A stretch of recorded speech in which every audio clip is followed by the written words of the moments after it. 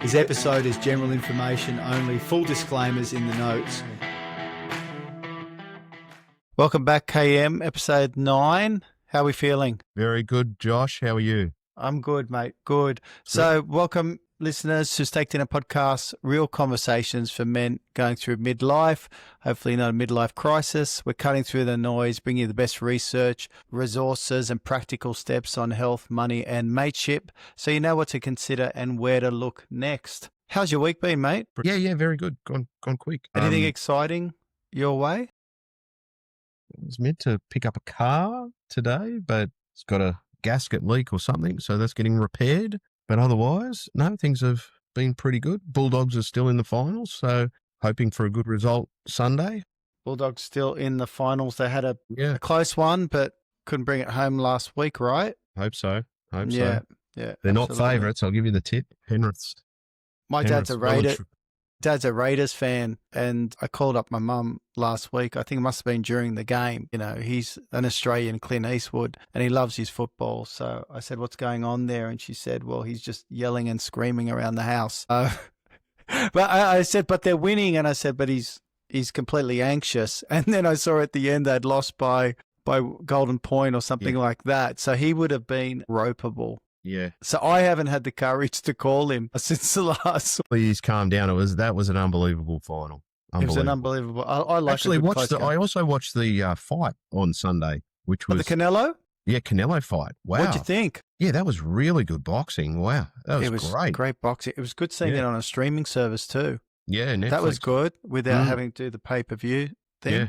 Or head down to the pub. Great. I didn't watch the whole fight. I saw towards the tail end. I think it was 5 hours on Netflix, but it looked good. Did you watch the whole thing? Yeah. I heard mixed things about whether or not Canelo was being dominated or whether it was a lot closer than probably the snippets made it out to be. I think Crawford pretty well looked like a winner the whole way. Yeah. He's got some. But I'm a no one who understands boxing, so for me it was a bit of just something to go watch. It's good. It was fun. He looks like he's got a lot of power in his punches, doesn't he? I don't know how they can survive 12 rounds like that, just getting beaten up. But I've had you hit the gloves on me. My hands hurt after that. I do like working the mitts, that's for sure. Yeah. Probably some unresolved emotional issues going on there, Kieran. I don't think it's all strength.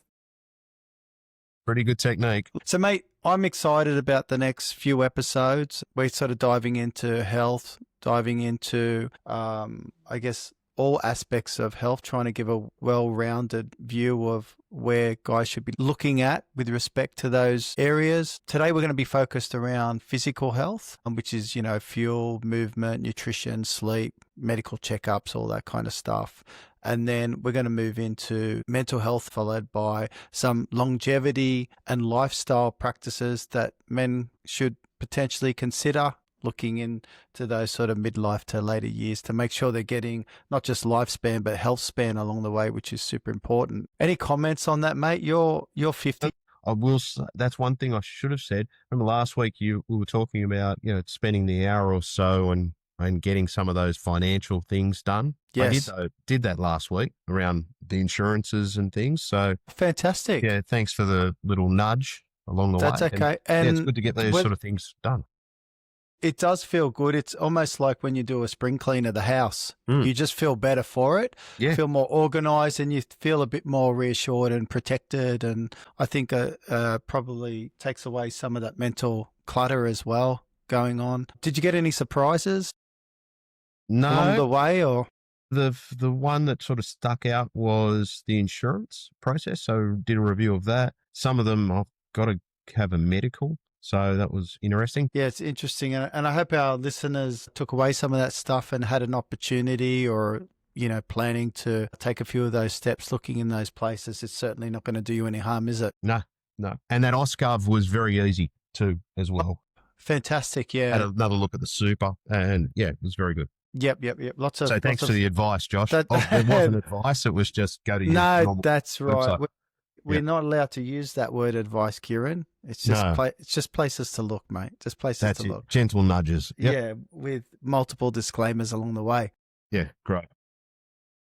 Speaking of statistics, 70% of men over 40 considered overweight or obese by BMI standards. Does that surprise or shock you? I'm not too sure whether I should be surprised. It depends what they see as the BMI index, isn't it? Like that's based on your body mass to your height. Is that right? Yes, exactly. It doesn't separate muscle from fat. So one of the downfalls, I guess, with BMI is that it is probably okay for a general population, but if you're got a body that's more of a mesomorph, so you're carrying more muscle around or you're more athletic, then those calculations probably not going to be the best for you, because you're going to come across as being overweight, even obese, and you could be running close to single digit body fat, depending upon how athletic you really are. So how much muscle you carry. Yeah, exactly. Take it with a grain of salt. And there are other measures out there like, hip to waist ratios. And I think the mirror test is often a good indication as well, isn't it, of where you're at with your health? Depends if you keep the light on or not. Yeah, exactly. Obviously, adjust the lighting in the bathroom is always helpful as well. Shall we start with nutrition, mate? Yeah, go for it. Go for it. Give us So the fuel, Josh. I think if we look at protein, I think that's one of the things that come up all the time for men. That's one of the places that men need to be really conscious of with their protein levels. It's interesting how much protein you actually need each day to retain and build muscle. Is that something you track yourself in terms of your protein levels, or are you conscious of that? I don't track it at all, but to my detriment, obviously. This is what we're talking about, how to do things better. But yeah, I don't have any log of protein, and I don't do that. There'd probably be a great app to do those sort of things. Yep, there's certainly apps there. They recommend about 1.6 to 2 grams per kilo. Okay, so if you're an 80 kilo bloke, anywhere upwards from probably 130 to 160 grams of protein. Yep. Is what's recommended per day. That's per day. Day. Yeah. And that's to retain muscle and build muscle. Why is that important? Well, as men get older, as people get older, you tend to lose muscle every year. And, I think whilst we focus on muscle when we're younger as an aesthetic appeal, as you get older, you realize the function that muscle has and how important it is into your everyday activities, particularly for guys that are midlife or guys that are grandparents, for example. You want to be able to pick up your kids and do a lot of those kind of day-to-day tasks. And if you don't have enough muscle, it certainly compromises a lot of those. Yeah. So in terms of what guys can do to get enough protein, where they need to look, I think it's important if you do want to get your daily protein and meet those protein goals, then you need to make sure you've got protein in every meal, because if you don't, it's just going to be too hard to make that up throughout the day. So you said 160 grams, say if you're 80 kilos. Yeah, so say 100, I'd be looking at 120 to 160. Okay. So how much is just one fried egg, for example? Do you know that? Believe an egg, and I'd have to qualify that, but I think it's about 8 grams of protein in an egg. Wow. Okay. Yeah. You've got to have 12 eggs worth. Well, you're not going to have 12 eggs if you want to stay married. That's for sure. You'd be a complete nightmare at home. Look, I have 3 eggs a day. Yeah. For breakfast. So I do that. I eat a lot of meat. I'm not a vegetarian, so I eat a lot of chicken. Chicken's great because it's lean. There's a lot of protein in chicken. And then you look at all your other red meats and fish and salmon and all that kind of stuff. What about the meat in the meat pie?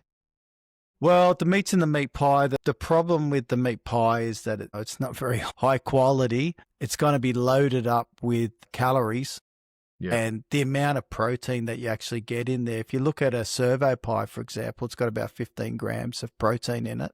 But think about all of the sugars and think about all of the pastry and all of the processing that goes on in that. Yes, there's 15 grams. This is why it's important to look for healthy sources of protein. Mm-hmm. And sources of protein that aren't necessarily extremely high in calories. So basically substitution of a meal, something that you probably adore and love, like a servo pie. Mm. Like if I went for not a burrito, Turkish wrap or something. Yeah, a chicken wrap, for example, you'd be getting about 35 grams of protein. Yeah. And I'd say half the calories as well. You probably feel a bit better after it as well. I think you're going to feel a lot better. And again, it's probably Mm. going to be better for your marriage as well than hitting up those pies and Cokes. Yeah. And it's not to say never. It's just, you want that more to be a treat than a regular staple within your diet. Yep. But some good resources, you go to Sports Dietitians Australia. They've got some good information around that. There's a good podcast, The Drive, Peter Adia. He's very well respected and well versed around these topics. So definitely a place I'd want to look. Ultra processed foods. That kind of brings us into, and I guess a pie is an example of that, right? So Yeah. what's Or an chips ultra? and ice cream? Yeah, chips and ice cream. These are packaged snacks or your sugary drinks, your takeaway, your processed meats, even the hams and stuff like that. That's all kind of processed, isn't it? Something to be careful. Why do we want to be careful of the ultra processed foods? Well, because they're high in calories. They're linked to obesity. Obesity is linked to diabetes, inflammation, all that kind of stuff. Do you have much ultra processed foods in your diet? And if you looked at it, probably. I guess there's difference between processed and ultra processed foods. Yeah, okay. Ultra processed. We used to have packets of chips in the house when the kids were young. Yeah, well, that's Mate, ultra processed. Oh, who'd I'd grab a couple of those. Yeah, for sure. The salt and vinegars. Yeah, loved them. Love them. Maybe a chocolate to go with those. Oh yeah, my Little mum. bit of Cadbury. My mum, I'm one of 100 children in my family. So my mum would actually use 2 shopping trolleys for her weekly shop. And then she would bring home there was 4 of us living in the home, and she'd buy one of those 12-pack of chips that you see. Yeah. And we'd each get 3 packets each. There was a ration, and mate, I'd destroy mine on Thursday night as soon as the shopping came home. First day. Cost. I'd love it. Yeah. I had no restraint, zero discipline around snacks. And I was quite the ravenous guy when it came to chips and processed foods. But when you were young, it didn't matter, mate. It just goes straight through you anyway. It was like it was like a furnace, wasn't it? Yeah. Like a furnace. Now you look at food the wrong way and it's not good, is it? That's it. It doesn't take a lot these days. It's like that meme that you sent me this morning around the gym guy that was squatting the bar. Doesn't take much to hurt yourself at our age, does it? Well, I guess inflammation depends if you're eating the bad foods or drinking alcohol or something like that, which I do. That when you do go to the gym and you do something just a little bit out, the inflammation's already there, ready to go. It's already ripe. It's dormant. A couple of little Voltarens, just to make sure it was all loose. Yeah, we all need some medical interventions at our age, don't we, to stay loose? Not too many of them. Don't think they're that good for you, honestly. But no, for short-term relief is good. It's not. I don't think it's good on some of your organs, some of those things. But again, if you're using it sparingly and the right way and following instructions, yes, it's important too. I tend to get a bit wild with the instructions sometimes on these things. I tend to freestyle it sometimes and use my gut instincts, which is probably a terrible idea when I'm trying. What you're saying about cutting ultra processed foods, the way I did it best is once the kids didn't have chips in the house because they all got older, they didn't want it, was not buying it from the supermarket, telling them we don't have ice cream in the house and we don't have chips in the house. So it's good like you, or Coca-Cola or something. Yes. Because if we do, if it's here, it's gone. It's going 100%. And, I'm a reasonably disciplined person, but I falter with that. If it's in the house, I'm going to eat it. Yeah. I think it's important just to create as much friction as you can if you're trying to stay healthy. It's like booze. If you're trying to stay off booze in the house, you're not going to have a dozen bottles of wine sitting in your wine rack. To me, I'd find that too challenging. No chance. No chance. Those people, I do go to people's houses where they, have all the wine racks set out and all the red wine everywhere. There is no chance to look at that every day and then not drink it. So. Yes. But you need a healthy habit to switch out of that. Yeah. Removal. There was a really good, I'm trying to remember, The Habit. Is it something about The Habit, Ultimate Habits or something like that? Are you talking about the James Clear book? Yes, that's it. Yeah. It's habit stacking and the rest of it. Yes. Yeah. That was really good. Yes, I've read that book. I can't think of the title. I'm sure some of our listeners are screaming it across the airwaves. But we can drop that in Yeah. the show notes. Yeah, it's essentially about habit stacking and what Least else? path of resistance or something like that. Making sure Yes, those things are to do the right thing is the easiest thing. So design your processes around that. yes, and making it a no-brainer. Actually, this come up for me. It's because I've been, for example, I find nutrition compliance a lot harder than, say, exercise compliance because I've been exercising since I was 10. I used to go running with my dad. So for me, it's just so part of my identity. And I think that's sort of ties into James Clear's book about doing something enough where it just becomes a very unconscious thing for you and not something, because I think the more you think about compliance, the harder it is. Yeah. So for me, it's like, I've had people say, oh, how do you do that every week and 4 days a week, every single week for year on year? And it's like, well, I don't think about it like that. For me, it's like me saying to you, Kieran, how do you get up in the morning and brush your teeth? You don't think, gotta go brush my teeth and, I got to get a good mental game to get those chomps, clean. It's like you don't even think about it. It's just second nature. And I think that's, at the end of the day, that's what we're all trying to strive for, is something becoming second nature. So make ultra processed foods not part of your Yeah, normal day to day. and do it like, I think it's important for people to take a very sensible approach to this kind of thing. Don't be extreme with it. Swap out a meal. Maybe swap out your most dangerous meal and then replace it. For example, the pie with the chicken wrap, or the chips and the iced coffee with some nuts and something else. You know what I mean? So I don't think you need to go crazy on the other side, because I think you're just setting yourself up for failure with that kind of stuff. And obviously look at your plate balance as well. That's generally a good indication of the health of your meal. How many veggies are sitting on the plate. Are you a veggie guy? I love veggies. You love veggies? I love them. Yeah, for sure. All of them, salads and the whole. I do. I actually do enjoy them, but yeah, you've usually got to get them and cut them up and carry on. Whereas most of the meat pie is chucks sauce on it. Oh, this is true. This is true. But I actually do really like it. Yeah.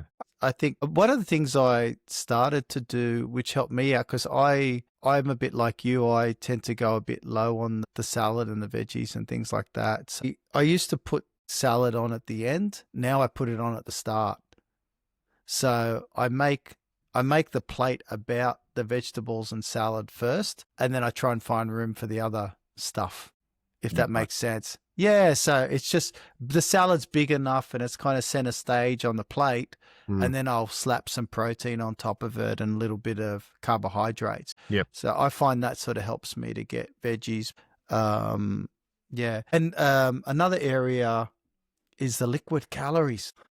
So, all right, say 6 pints yesterday, black beer. 6. So that was 6 meals. You had 6 meals, is it? Six steaks you had. I don't know. Are you serious? No, I don't know. I just made that up. But I do know it's pretty calorie dense, those black beers. Black beer? I think so. Geez, there's another one. Can you put that in the show notes? I will, and I'll qualify. If what I'm talking is complete rubbish, I'll edit it out and you'll never hear about it. But but I'll need to qualify that. But what do they say? Like, you have four schooners, for example, that's around 600 calories. That's a meal. And how many calories are you meant to have a day? Say you. Well, it depends on. It's not a simple question, but because it depends on your age, your height, your weight, your level of activity. These are all things. So, for example, for me, if I'm trying to drop a little bit of weight, I need to get my calories under 2,000 per day. And that's for somebody that's, just doing a little bit of exercise along the way. That's for me, but for you, it's probably a little bit different based on your activity levels. You're a little bit taller than me. So, but you can put all these things in. They've got tools and calculators, like the energy expenditure calculators out there. There's hundreds of them. You could even throw it into ChatGPT. You'd get a pretty quick idea. Could I throw it in a grok? You could throw it in a grok. What I would tend to encourage people to consider is just get a fit for purpose app, like on MyFitnessPal. It's free. You put in all of your stats, your height, your weight. It can pull data from Apple Health as well. So as your weight shifts up and down, it'll adjust your calories. Yep. You give it a goal. Do I want to lose half a kilo a week? Do I want to lose a kilo a week? Do I want to maintain my body weight? So you give it your goals. It's got all your stats, and then it'll tell you how much to eat in terms of calorie consumption. And if you log all your meals in, it's going to tell you whether or not you're surpassing that goal in terms of you're eating too much calories. Or some people, they go to the extreme of the other side. They're not eating enough calories. They go from zero to hero, and then they underfeed themselves, and that has a whole nother raft of issues as well. So again, you want to do these things pretty sensibly, but use the resources. They're free. You can pay a premium and get some other data and things like that, and more information around macros per meal. And again, why overcomplicate it? Yeah. Most people just need to know calories in, calories out, and it'll tell you for free how much protein you're getting. Yeah, if you're logging whatever. The alcohol thing's interesting. The alcohol. For me, it's what I try to do. I'm not promising anything, but try not to drink Monday to Thursday, 4 days off, then 3 days on. But that's complicated by going out or being invited somewhere where it's appropriate to have a drink or not, for a celebration or whatever, catch up. I think drinking's the toughest one because it's the most social poison out there, and I'm guilty. I like a drink. I love a drink, to be honest with you. I love it. And I don't mind a little bit of a buzz along the way. I like that too. All those things, and then you go out and it's so socially reinforced that it's very difficult, isn't it? It's very difficult. So I take my hat off to people that can really, fully abstain from alcohol. I think it's a good thing. I also feel that depending upon where you are in your life, you need to, and it goes back to your point, you might need to, if you are trying to taper some of those areas of your life, particularly around drinking and stuff like that, you probably need to look at your social calendar and adjust some of those outings and things like that. Those high risk places and people that are going to send you back into places maybe you don't want to be. Expensive. Expensive. Yeah. It is expensive. You could spend hundreds a night on drinks.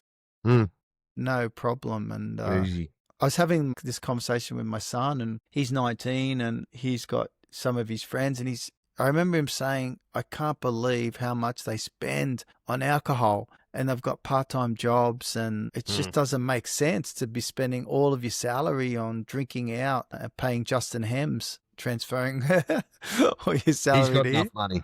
He's got enough money. He doesn't need any more of our money. That's for sure. Yeah. But yeah, liquid calorie. But you know what? Going beyond the beers. The beers is obvious, but the coffees, the soft drinks, all those milky drinks. Yeah. They're high risk, mate. You get a latte or something like that from a Starbucks, for example.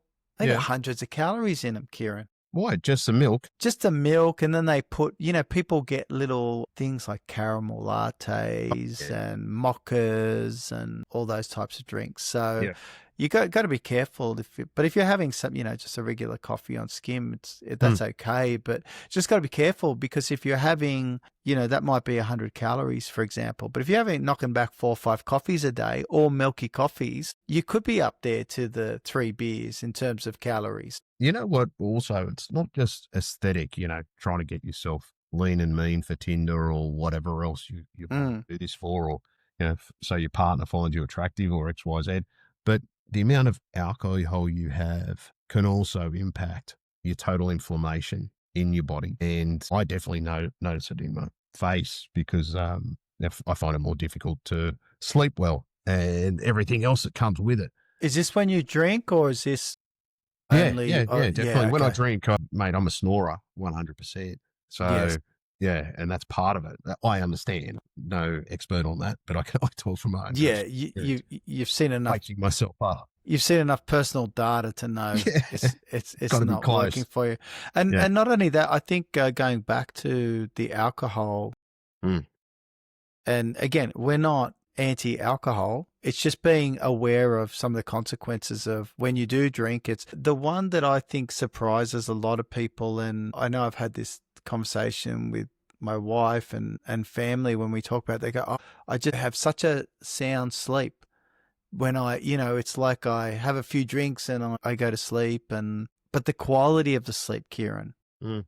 the way it affects your sleep architecture, the way it affects your deep sleep and your REM sleep, and all those sleep stages. Whilst you feel like, yes, I'm out and I don't remember and I was out for 8 hours, wake up, you think, oh, wow, that was great. I had 8 hours of, Yeah. but it's like, yeah, but you didn't have the quality of sleep that you think you had. So, and there's a lot of research and data that kind of points to that. Mm. But my wife is still convinced that she sleeps better with alcohol. Okay. And Yeah. she likes to try and pull data out to support it. She'll get on the app. She tries in vain to make all these correlations between her drinking and Yeah. she'll have a few champagnes. She'll get up. See, I told you. Look at my deep sleep. Look at my REM. So, or maybe she could just be one of those people that are just wired a bit differently, where they have a bit of an impact, Yeah. Yeah. But mate, that's nutrition. What Yep. about exercise? You love it. I like exercise. Yeah. How often do you exercise these days? When I had my dog, then every day was a walk pretty well. But the dog died this year, Yeah, poor Ricky. Vale Ricky. Yeah. So, but I've only just started going for a bit of a walk before dinner or after dinner. It's been good weather recently, so that's been good. And then from the gym, I do probably 2 to 3 times a week. And then Is that when you a say push gym bike. 2-3 times a week? What does that look like for you? Sort of mix, I'd say full body and then Full body bit of- strength? bit- yeah, and then legs one day, just deadlifts and things like that, and then or squats and stuff with a kettlebell or whatever, and then I go for a bike ride probably once every 2 weeks. Go for a ride around one of the local lakes here, which is about an hour's ride. So Oh, that's good. that's about it, mate. That's And about occasionally it. a surf, I guess, maybe every 2 to 3 weeks. Bit And of then- saltwater therapy. The surf is Well, great, isn't it? If you surf's can fantastic. get Yeah. If you can make yourself out there, but my local's DY, and unfortunately there was a fatality from a shark attack there. Was that the one that was on the news Yeah, recently? a couple of weeks ago. Yeah. And friends of mine were in the water at the same time, and Wow. yeah, it's very That was terrible. very very bad, very sad. Very sad. So, Wow. Okay. and they haven't found that shark yet, so Oh, let's haven't just they? say I haven't been in the water. I was going to say you've Yeah. been keeping a low profile. Yeah. So Okay. I'm sure I'll get back to it soon. Well, you've got the ocean baths, don't you, around there somewhere? Yeah, for sure. For a swim, for For sure. a swim. And then what about you, mate? You're very diligent. I try to be. I try to mix it up. I try and get in there and do 3 sessions of strength training a week. And then in between that, I'll ride to and from work once a week. So that's about 30 clicks. And then I'll try and go for a run. I'll try and go for a swim. So, and then Where do you swim? So I don't go into the ocean because it's just not practical for me. It's a little bit too far. There's a couple of indoor swimming pools around the hills area, Okay. around Hornsby Shire, around there. So I've got a few different indoor pools that I can go to just to get the laps in. But yeah, I like to do that and just get my steps up. That's the other thing. I try and crack, 10 to 12,000 steps a day on average. Some days it's up and down. Yeah. Oh, just walking around, trying to find myself, Kieran. Are you walking to work or something? No, it's to get my walking up. It's got to be sort of walking with purpose. So I walk my son to school. My wife and I walk our son to school in the morning. That gets about 4,500 steps. Okay. Just in that's about 2.5 Ks. And so that's good. That sort of, and then if I just do some, just walking around. It's generally enough to get me to 10, 11.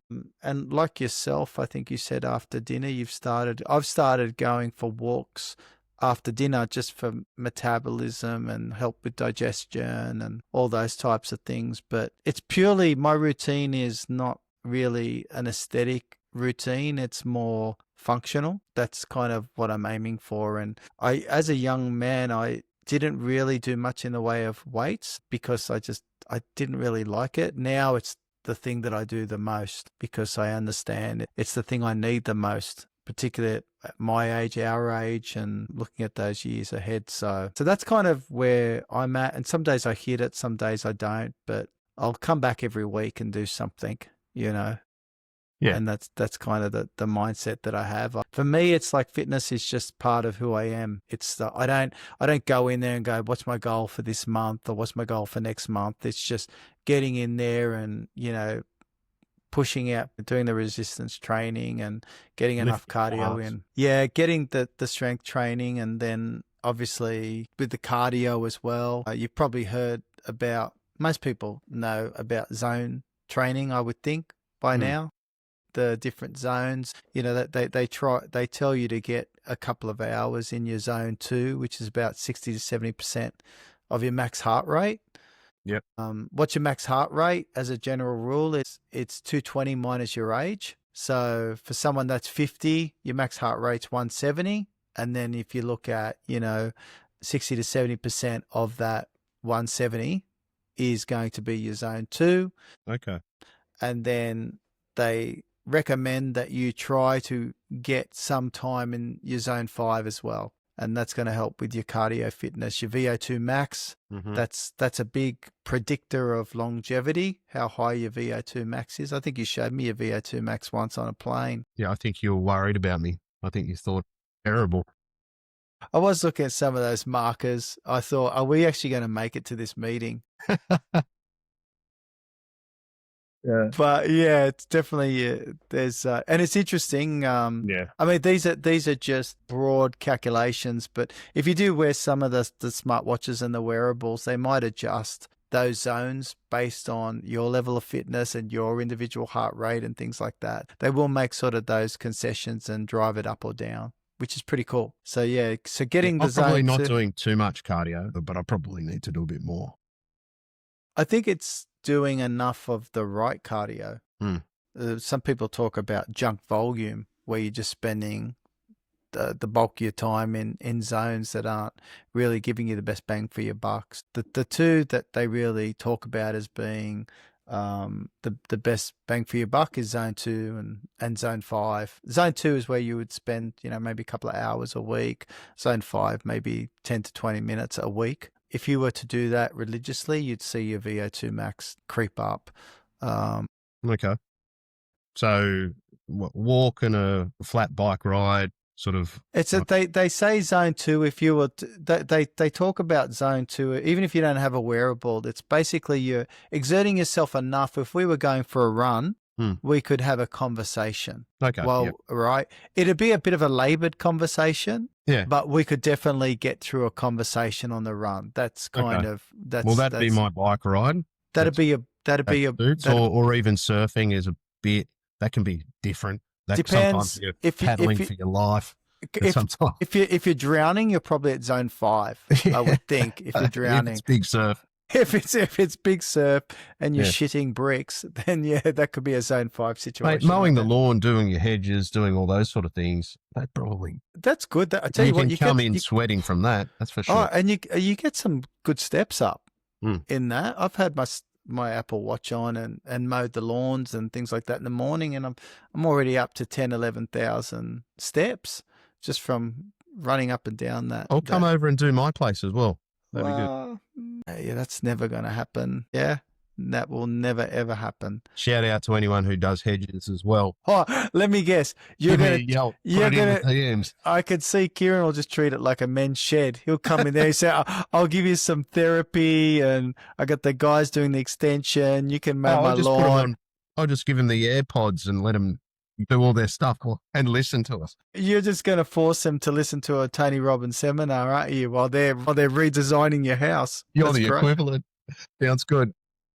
Love it. So Oh, yeah, I also do a bit of stretching actually and mm, I had sure. a mate who was a trainer and he really got me started doing the stretches first before I started doing weights. And you And know that now that's just my routine. And so excellent. my back is a lot better. Like there's Yes, a lot of stretching over and yes, twisting and things like that before you've even started, yes. and And then you loosen up. that's excellent. There's a couple of types of stretching that you can do. There's dynamic and static stretching, and generally they recommend to focus on dynamic stretching before you train. Hmm. So, what's dynamic stretching? That's your moving stretching before training, right? Yeah.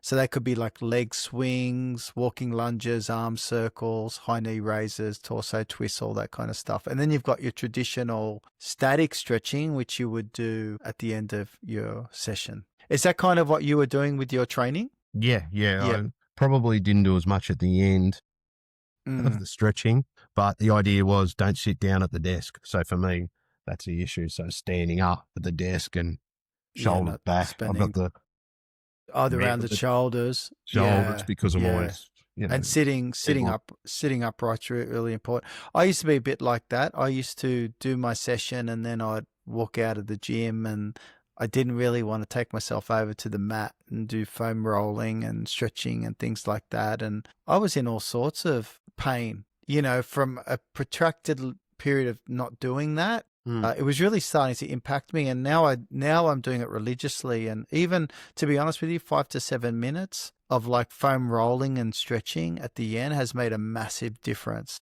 You sure that's Tom Brady's thing too? I don't even think he lifts weights. I think his deal was He does bands. He does a lot band. of Yeah. bands. Yeah. Yeah. Just resistance training, right? Just resistance training. Yeah. I think people have got sometimes a narrow view of when they think about resistance training, they think about, smashing out weights and they Mm. think Ronnie Coleman. But really, resistance training is any type of resistance. Your body is resistance. Push ups is resistance training.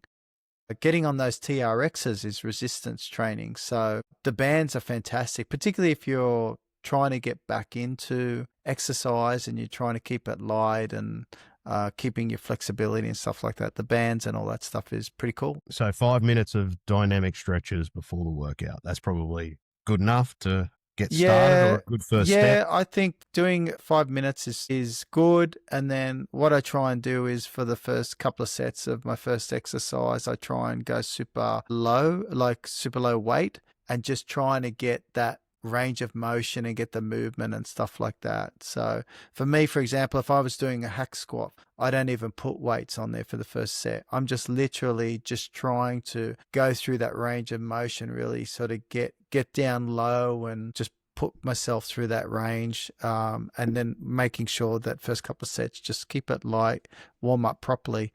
You don't want to tear anything, and particularly at our age, Kieran, it doesn't take a lot. I've had some horrific injuries just turning over in bed. Where I've done my neck out and I look like, I look like Virgil the Thunderbird, and it's not good. It's I've not done good. that just as well. If you drink too much and then the total collapse. So this might be like your wife, the total collapse, but with the neck up in here. So that's how I wake up effectively. So Yeah, no movement, And then you walk into work the next day looking like a whole complete body. clown. The Yeah. whole body, Yeah. exactly. Yeah.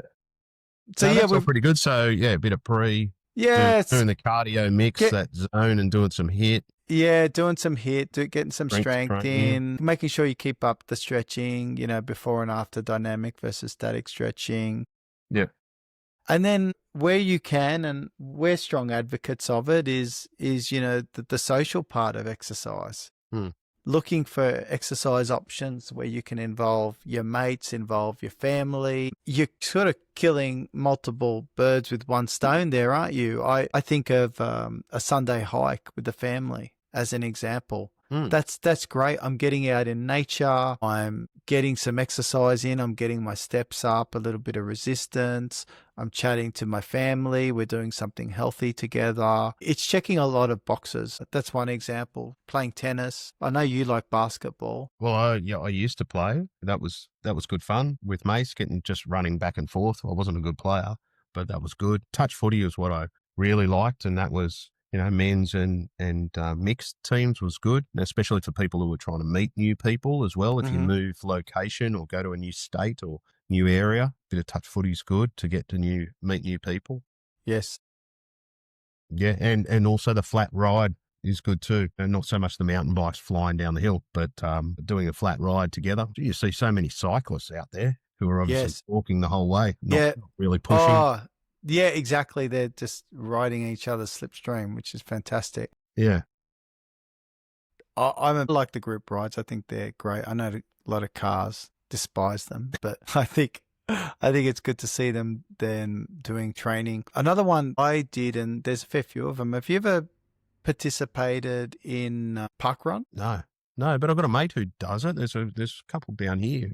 Yeah. I've got there's one around the Hornsby Shire. There's, I think there's one when we visit the Rellos in Bathurst. There's there's a Bathurst park run. I've done a couple of those. They're quite fun on a Saturday. It's a 5 clicks. Yep. Gets you out there, and it's very community focused, and love it. Well, the big one I should have said was surf clubs. Oh, surf clubs are great from a mateship perspective, and go for a paddle or one of the egg beaters or surf boat rowing. Yeah. Swimming, and you're also doing a fair amount for the community. Oh, very, very good.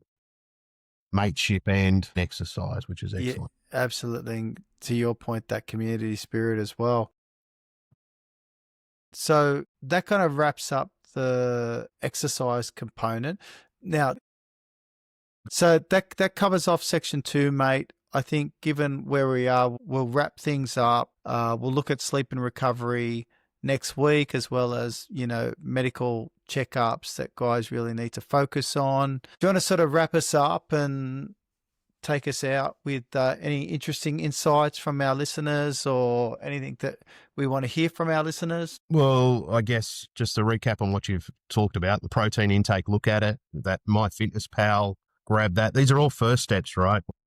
This is everybody's individual journey as to what they're going to do.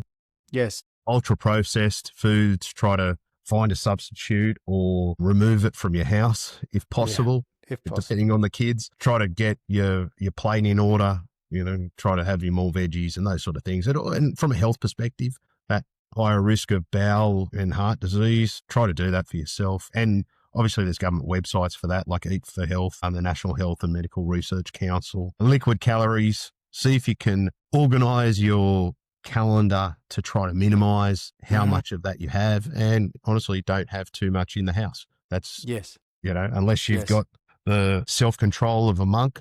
Yes. And one thing we didn't really mention is get your water intake up as well.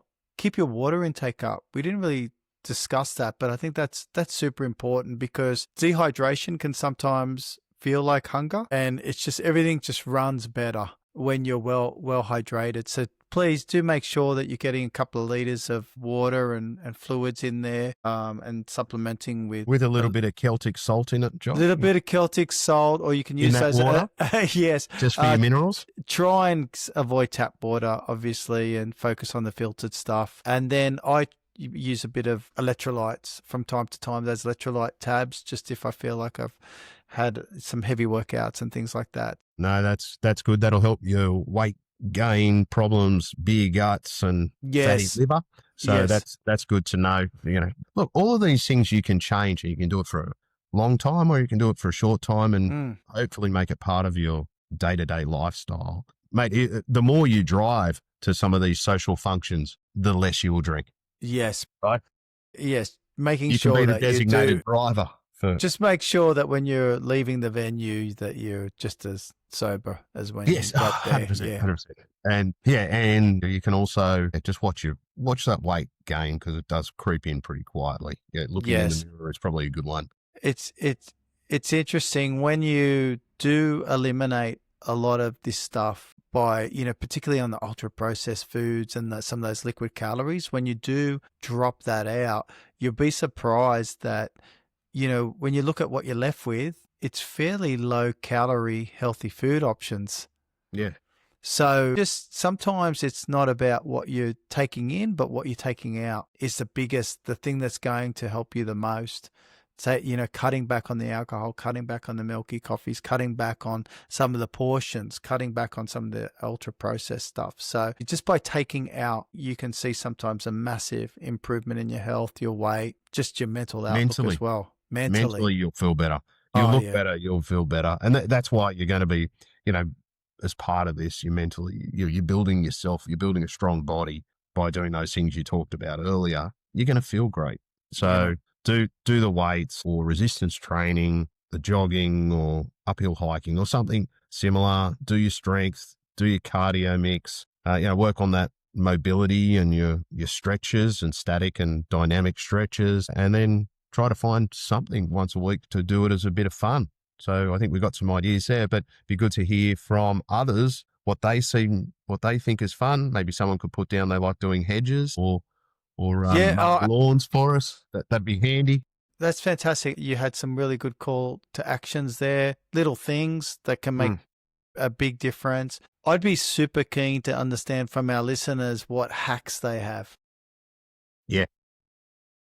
I talked about a couple of mine that helped me, but I'm sure there must be some amazing ideas out there in terms of just little things or little hacks that have gone a long way for those particular listeners and had a really good impact on their health and their lifestyle. So awesome. Definitely happy to get those. Mate, have a great weekend. The weather's going to be pretty good, I think, for the I think we're good. we're good for the weekend. We're good here in Sydney. Yes. So I'm off to a barbecue with mates and then a birthday party on Saturday. So what that means is everything I've talked about, I'm going to do the opposite. You have a good weekend, Josh. That's good. And I'll you have it similar. I'll probably get to the footy, have a couple of pies. Yeah. And then I'll tell myself on Monday, come on, Josh, let's do this. Let's get back on track. It's like a revolving door. Yeah. I'll listen to it on Monday when I'm looking for some inspiration to get back on track.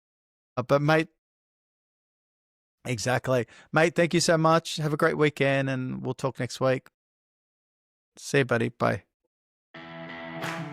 This episode is general information only. Full disclaimers in the notes.